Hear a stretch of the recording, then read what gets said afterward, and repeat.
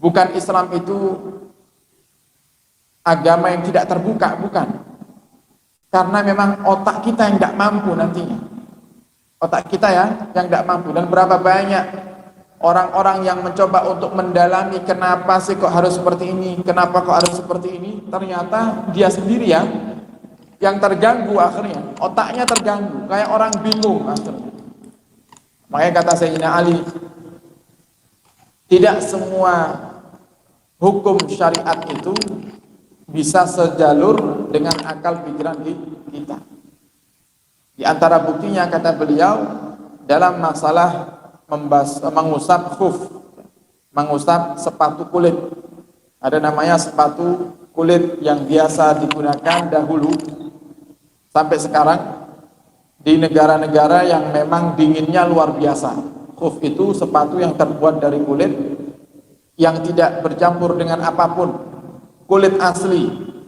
Kemudian ketika dipakai menutupi daripada anggota wudhu yang wajib dibasuh di kaki, yaitu mata kaki sampai ke bawah, menutup anggota tersebut. Dan ini biasanya digunakan ketika musim dingin. Dan di Madinah itu Bapak Ibu kalau musim dingin sangat luar biasa. Dulu pertama kali kita tahun 2016 berangkat ke Madinah itu pagi subuh 10 derajat. Nah, kemarin bulan Maret kemarin pagi 14 derajat. Itu luar biasa. Nginjak lantai ini sudah seperti nginjak es batu saking dinginnya. Maka dulu ada namanya sepatu khuf. Dan di sana pun juga dijual sampai sekarang sepatu khuf.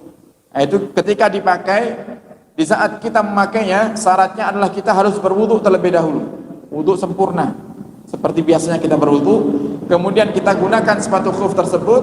Nah, nanti di saat sudah mulai batal wudu kita tidak perlu melepas sepatu khuf itu. Cukup nanti di saat waktunya tiba membasuh kaki, kita basuh di bagian atasnya. Kita basuh di bagian atasnya, bagian yang wajib membasuh bagian atas. Sunnahnya semuanya diusap, bukan disiram, diusap. Ini cara berwudu menggunakan sepatu khuf. Cuman tidak bisa disamakan sepatu khuf ini dengan kaos kaki. Karena di antara syaratnya sepatu khuf itu adalah di saat disiram air di atasnya, airnya tidak nembus ke dalam. Kalau kaos kaki pasti nembus. Oke, kaos kaki nembus sama mboten? Dengan siram airnya masuk ke kaki mboten? Masuk kalau kaos kaki. Kalau khuf tidak masuk karena kulit dia. Jadi kalau seandainya pakai resletingnya pun harus kuat. Dan sepatunya pas di kaki, tidak renggang. Andai kita siram dari atas tidak masuk ke dalam, itu sepatu khuf. Makanya tidak bisa disamakan dengan kaki, karena ada juga sebagian yang mengatakan khuf itu ya kaos kaki. Tidak, beda. Kalau kaos kaki bukan masuk dalam kategori khuf. Nah, kata Sayyidina Ali, kalau seandainya hukum syariat ini selalu sejalur dengan nalar manusia atau akal manusia, harusnya yang diusap ketika kita mengusap sepatu khuf itu bawahnya. Kenapa seperti itu? Jangan lihat sepatuan yang kotor atasnya apa bawahnya? Bawah yang kotor.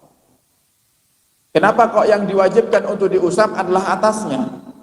Nah, ini termasuk salah satu bukti bahwasanya hukum syariat kita ini tidak bisa untuk kita jangkau dengan nalar kita. Otak kita tidak nututi. Ya. Ibarat otak kita ini cuman punya RAM 1 giga, RAM handphone ini, paham ya? RAM-nya cuma 1 giga, sedangkan pemahaman tentang syariat butuh RAM sampai 8 giga. Tidak nutut. Jangan paksakan, jangan yang lemot nanti malah. Artinya lemot apa? Bisa gila. Bisa gila mikiri daripada hikmah kenapa kok Allah perintahkan seperti ini, kenapa kok Allah perintahkan seperti itu.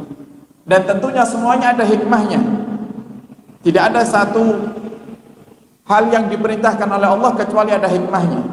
Termasuk karena sekarang sudah zamannya zaman modern. Kenapa kok berwudu itu caranya seperti yang kita lakukan? Kenapa kok sujud seperti itu? Kenapa kok kita diperintahkan untuk banyak sujud? Ternyata ada hikmahnya untuk kesehatan kita. Makanya terkadang apa yang kita pikirkan terkait dengan hukum-hukum syariat itu belum tentu bisa kita jangkau dengan otak kita. Kalau ingin tahu, ada sebagian juga disebutkan oleh para ulama dalam kitab-kitab terkait dengan hikmah-hikmah ibadah-ibadah yang Allah perintahkan. Jadi tugas kita sebagai manusia hanyalah taat, sami'na wa ata'na. Kita dengar perintah Allah, kita dengar perintah Nabi, kemudian kita taati. Wa ma yantiqu 'anil hawa in huwa illa wahyu yuha. Dan tidaklah Nabi kita Muhammad itu berkata dengan hawa nafsunya.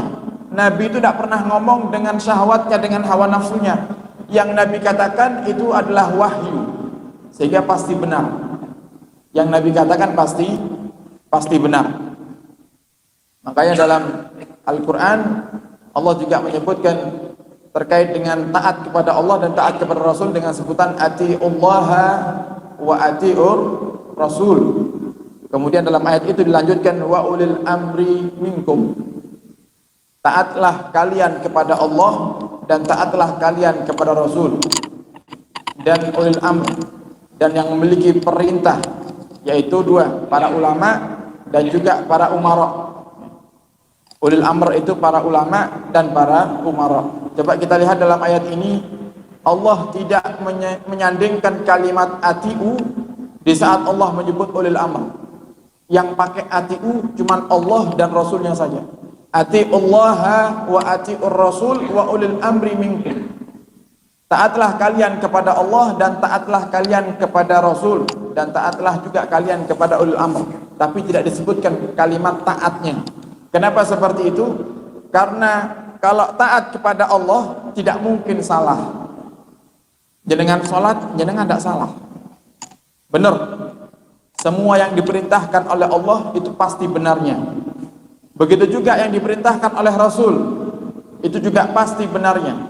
Tapi berbeda yang diperintahkan oleh ulil amr, yaitu para ulama dan para umara. Belum tentu benar, perlu disaring, perlu difilter terlebih dahulu.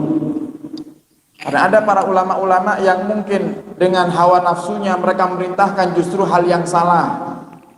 Mungkin karena terbawa dengan sifat atau penyakit hatinya memerintahkan dengan hal-hal yang salah. Begitu juga para umara, para pemimpin, para pejabat.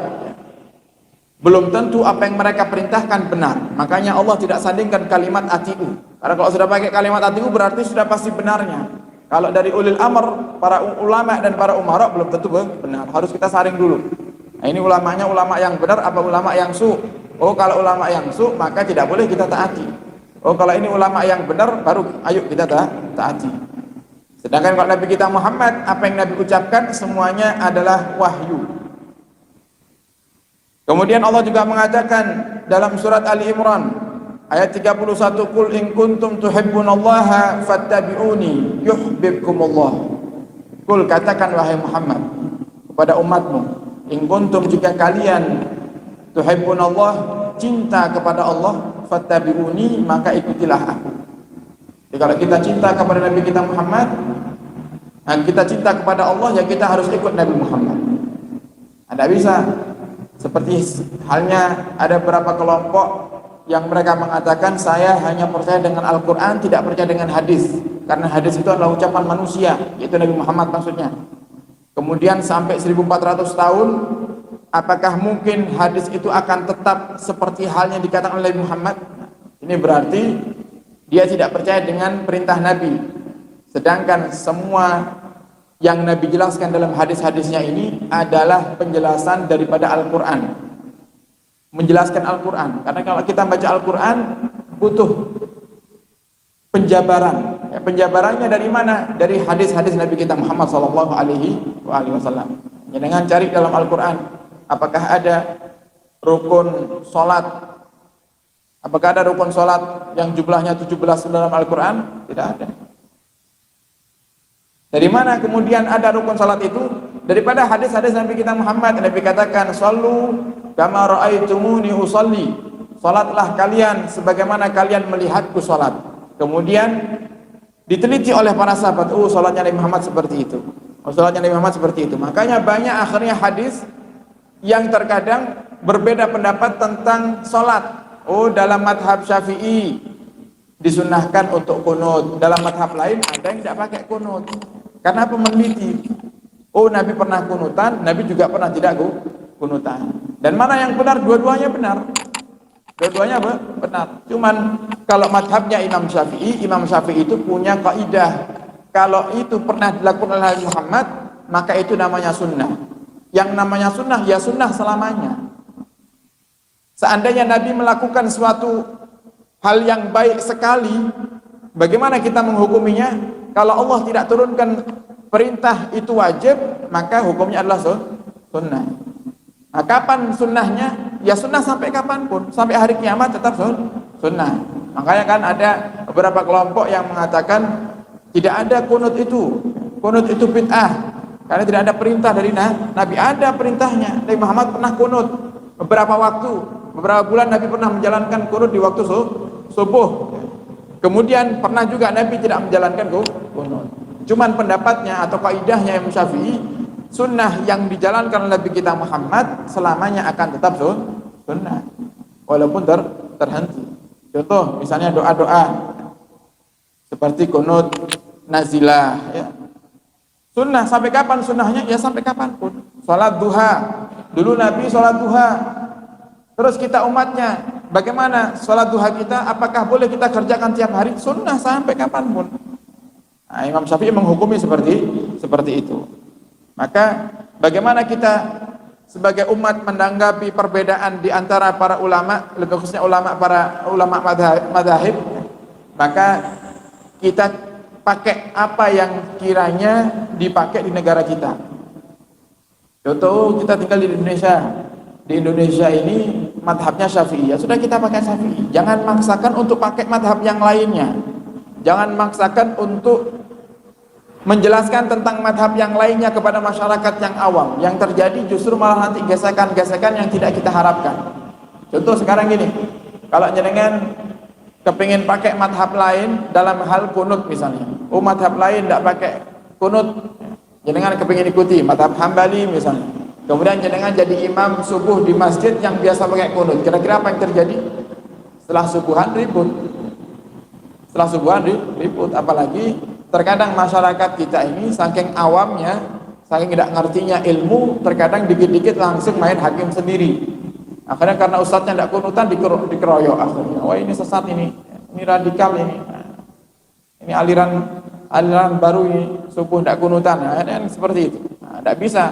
Maka dari itu kita harus jadi orang yang bijaksana dalam menentukan madhab apa yang perlu kita ambil. Kita tinggal di mana di Indonesia madhabnya Syafi'i, mayoritas masyarakatnya kita pakai Syafi'i.